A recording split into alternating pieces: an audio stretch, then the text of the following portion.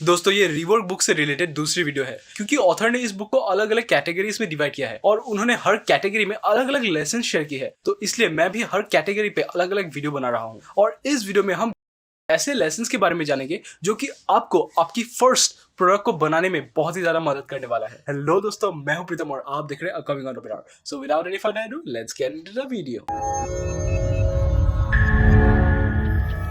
दोस्तों सबसे पहले मैं को आपके लिए जल्दी से लिस्ट डाउन कर देता हूं। तो हमारी लेसन्स है Embrace constraints, build half a product, not half-assed product. Start at the epicenter. Ignore the details early on.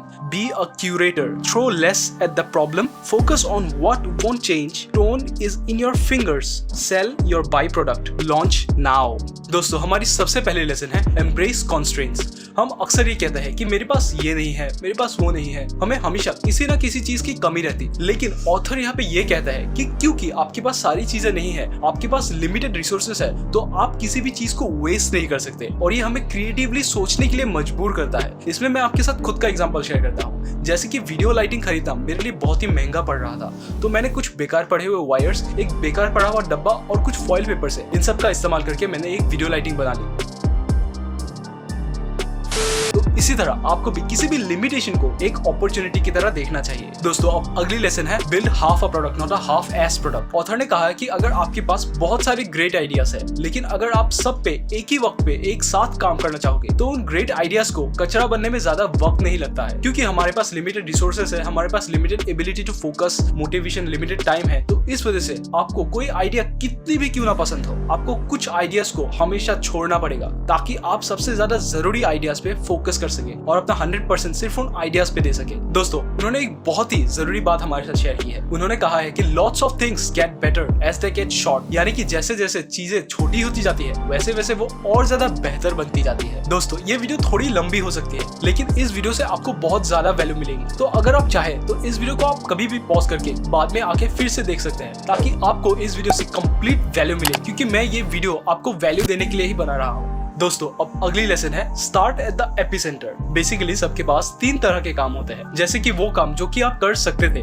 दूसरी है वो काम जो कि आपको करना चाहिए और तीसरी है वो काम जो कि आप करना चाहते थे और आपको उस काम से स्टार्टिंग करनी चाहिए जो काम आपको करना चाहिए। लेकिन अब आपके मन में ये सवाल होगा कि हम उस काम को अब कैसे ढूंढे, और इसका पता लगाने के लिए आपको एक और सवाल पूछना पड़ेगा। दोस्तों आप जो भी कुछ बना रहे होंगे उसमें कई सारे फीचर्स, कई सारे पार्ट्स होंगे, लेकिन हर चीज पे काम करने से पहले आपको एक सवाल पूछना पड़ेगा, और वो सवाल है कि अगर मैं इस चीज को निकाल देता हूँ तो मैं जो बना रहा हूँ क्या वो फिर भी रहेगी? और अगर आपका जवाब हाँ है तो आपको उस काम पे अभी फोकस नहीं करना चाहिए। जैसे कि अगर मैंने अपने वीडियो से ग्रीन स्क्रीन को निकाल ली, लेकिन फिर भी मैं वीडियोस बना सकता हूँ, लेकिन अगर मेरे पास फोन ही नहीं होगा तो मैं वीडियोस बिल्कुल नहीं बना पाऊंगा। तो इसी तरह आपको भी इस सवाल का इस्तेमाल करके उन चीजों पे फोकस करना चाहिए जो काम आपको करना चाहिए। दोस्तों अब अगली लेसन है ignore the details early on. दोस्तों एक कहावत है, डिटेल्स मेक द डिफरेंस। लेकिन अगर आप शुरुआत में ही डिटेल्स पे फोकस करने लग जाओगे तो हम ऐसी चीजों पे फोकस करने लग जाते हैं जो कि कभी भी चेंज की जा सकती है, और जब हम डिटेल्स के ऊपर ऑब्सेस हो जाते हैं तब अक्सर हमारा ज्यादातर वक्त मीटिंग्स और आर्ग्यूमेंट में वेस्ट हो जाता है, जिसकी वजह से डेडलाइंस पोस्टपोन हो जाती है और बहुत सारी प्रॉब्लम्स आती है। इस वजह से पिछले लेसन में भी हमें यही कहा गया है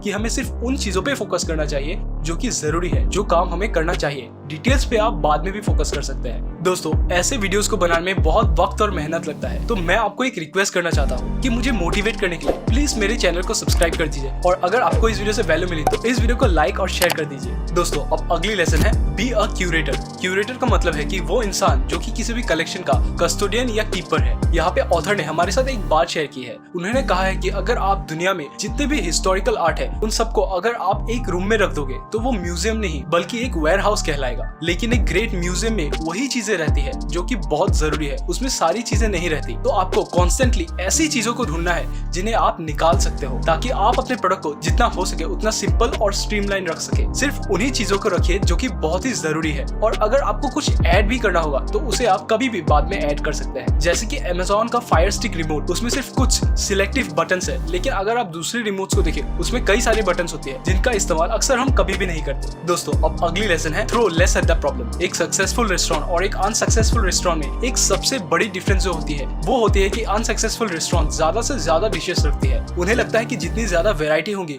वो उतने ही ज्यादा लोगों को अपील कर सकते हैं, लेकिन इससे सिर्फ क्वांटिटी बढ़ती है, क्वालिटी नहीं। तो इस वजह से बेस्ट शेफ जैसे कि गॉर्डन रामसे वो 30 डिशेस को 10 डिशेस तक लेके जाते हैं। दोस्तों इस पॉइंट को बहुत ही ध्यान से सुनिएगा। उन्होंने पहले 30 को 10 बनाया, यानी कि उन्होंने उसको ट्रिम डाउन कर दिया। फिर वो उसमें रिसोर्सेस लगाते हैं, जैसे कि ट्रेनिंग और मैन पावर पे खर्चा करते हैं। लेकिन हम अक्सर ये गलती करते हैं कि अगर कोई चीज काम नहीं कर रही तो हम उस पर और ज्यादा रिसोर्सेस और ज्यादा पैसे खर्च करते हैं और ज्यादा मैन पावर को लगा देते हैं, जिससे कि प्रॉब्लम छोटी होने की बजाय और ज्यादा बड़ी हो जाती है और आपकी रिस्क भी और ज्यादा इंक्रीज हो जाती है। तो पहले हमेशा प्रॉब्लम को कट डाउन कीजिए, उसे छोटी बनाइए, फिर उस पर रिसोर्सेस और टाइम इन्वेस्ट कीजिए उसको सॉल्व करने के लिए। दोस्तों अब अगली लेसन है focus on what won't change. दोस्तों एक क्वेश्चन जो कि सबसे ज्यादा पूछी जाती है वो है कि what's the next big thing, यानी कि हम ट्रेंड को फॉलो करते हैं, यानी कि ऐसी चीज जो कि वक्त के साथ बदलती रहती है। लेकिन हमें अपने बिजनेस का फाउंडेशन ऐसी चीज पे बिल्ड करना चाहिए जो कि समय के साथ बदलती ना रहती हो। उसकी जरूरत लोगों को आज भी है और फ्यूचर में भी होगी। इसका अगर मैं आपको एग्जांपल दूं, जैसे कि अमेज़न ने फोकस किया फास्ट शिपिंग पे, फ्रेंडली रिटर्न पॉलिसी पे और चीप प्राइसेस पे, इसकी जरूरत आज भी लोगों को है और फ्यूचर में भी होगी। तो ऐसी चीजों पे हमें अपने बिजनेस के फंडामेंटल्स को बिल्ड करना चाहिए, क्योंकि अगर आप ट्रेंड को फॉलो करते हो तो जो ट्रेंड आज है वो कल नहीं होगी। दोस्तों अब अगली लेसन है tone is in your fingers. सोचिए कि किसी को गिटार बजाना नहीं आता, लेकिन आप उसे 1 लाख का गिटार दे देते हो, तो क्या वो अच्छी म्यूजिक बना पाएगा? लेकिन वही अगर आप किसी को 2000 का भी गिटार दे देते हो लेकिन उसे गिटार बजाना आता है, तो वो ऑब्वियसली अच्छी म्यूजिक बना सकता है। तो ऐसे ही हम अक्सर ज्यादातर टूल्स पे फोकस करते हैं। हम टूल्स के लिए इतना ज्यादा ऑब्सेस हो जाते हैं कि हमें ये क्लैरिटी ही नहीं होती कि हम उन टूल्स के साथ आखिर करेंगे क्या। तो आपको शुरुआत में अच्छे से अच्छे गियर की जरूरत नहीं है, बल्कि अगर आपको किसी चीज की जरूरत है तो वो है शुरुआत करने की। दोस्तों अब अगली लेसन है सेल योर बाय प्रोडक्ट। जब भी हम किसी चीज को बनाते हैं तो हम सिर्फ एक चीज को नहीं बनाते, बल्कि उसके साथ हमें एक बाय प्रोडक्ट भी मिलता है, जिसे हम अक्सर वेस्ट की तरह देखते हैं। लेकिन स्मार्ट बिजनेसेस इससे भी प्रॉफिट जनरेट करती है। जैसे कि जब एक कारपेंटर कोई फर्नीचर बनाता है तो वो सिर्फ फर्नीचर नहीं बनाता है, बल्कि उसके साथ वो बहुत सारे वुड पीसेस और उससे जो वुड डस्ट निकलता है वो उसकी बाय प्रोडक्ट है। वो उन्हें भी बेच के अच्छा खासा प्रॉफिट बना सकता है। दोस्तों हेनरी फोर्ड जब मॉडल टी कार बना रहे थे तब उसकी प्रोडक्शन में बहुत सारी वुड वेस्ट होती थी, तो उन्होंने उस वुड को चारकोल में कन्वर्ट कर दिया और उन्होंने एक चारकोल प्लांट की शुरुआत की और एक सक्सेसफुल बिजनेस फोर्ड चारकोल के नाम से खड़ी हो गई। दोस्तों अब अगली लेसन है लॉन्च नाउ। अक्सर लोग अपने फर्स्ट प्रोडक्ट को लॉन्च करने से पहले बहुत ज्यादा कतराते हैं। वो अक्सर किसी न किसी चीज को ढूंढ लेते हैं जो कि वो चेंज करना चाहते हैं अपने प्रोडक्ट को लॉन्च करने से पहले, ताकि वो उस प्रोडक्ट को और ज्यादा बेहतर बना सके। लेकिन इससे सिर्फ आपका ही नुकसान होता है। अगर आपका प्रोडक्ट वो काम कर पा रहा है जिस काम के लिए आपने उस चीज को बनाया है, तो आपको जल्द से जल्द उस प्रोडक्ट को लॉन्च कर देना चाहिए। और वक्त के साथ आपको जैसे जैसे कंस्ट्रक्टिव क्रिटिसिज्म मिलेगी, आपको कस्टमर से फीडबैक मिलेगी, आप अपने प्रोडक्ट को और ज्यादा बेहतर बना सकते हैं। इस तरह आप अपने प्रोडक्ट को कस्टमर्स के साथ मिलकर कस्टमर के लिए बिल्ड कर सकते हैं। दोस्तों अगर आपको इस वीडियो से वैल्यू मिली तो इस वीडियो को लाइक कर दीजिए और सब्सक्राइब टू माय चैनल। इस वीडियो में इतना ही। मैं मिलता हूँ आपसे अगले वीडियो में। तब तक कुछ नया सीखते रहे और आगे बढ़ते रहे।